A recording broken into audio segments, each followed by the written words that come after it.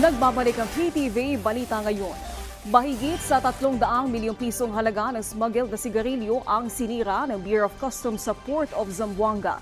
Nakumpiska ang mga smuggled na sigarilyo sa magkakahiwalay na operasyon sa Zamboanga Peninsula, Basilan, Sulu at Tawi-Tawi mula Mayo hanggang Nobyembre ngayong taon. Binomba ng tubig ng Bureau of Fire Protection ang kahon-kahong sigarilyo bago ito idinaan sa payloader at saka itinapon sa sanitary landfill sa Barangay Salaan, Zamboanga City.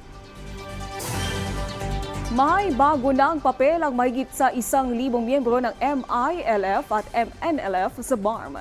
Sumalang sila sa capacity training on basic health services para maging health workers sa kani-kanilang barangay. Ayon sa Ministry of Health ng BARM, ang paglalagay ng mas maraming barangay health workers ay makakatulong upang mapalakas at maibaba ang serbisyong medikal sa rehiyon.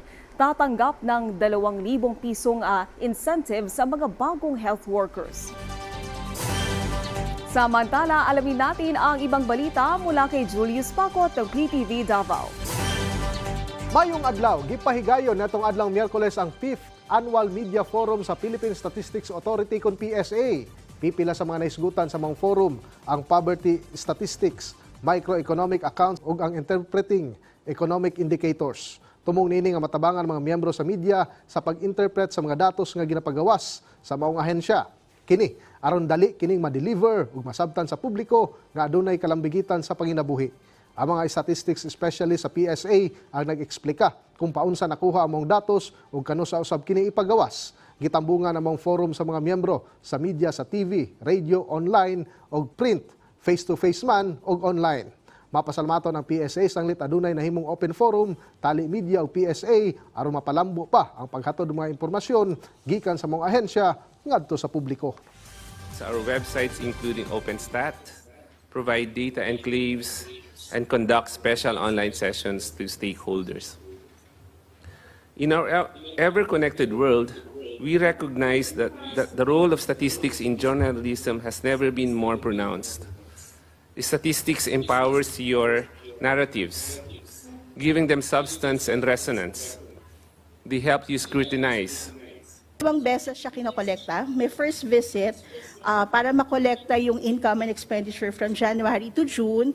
Tapos babalikan, sa July i-collect yun. Tapos babalikan ulit yung mga pamilya ng January of the succeeding year para naman makuha yung income and expenditure for July to December. So Samtang ipakusgan sa Land Transportation Office kon LTO 11 ang balik rehistro program dinhi sa Davao City.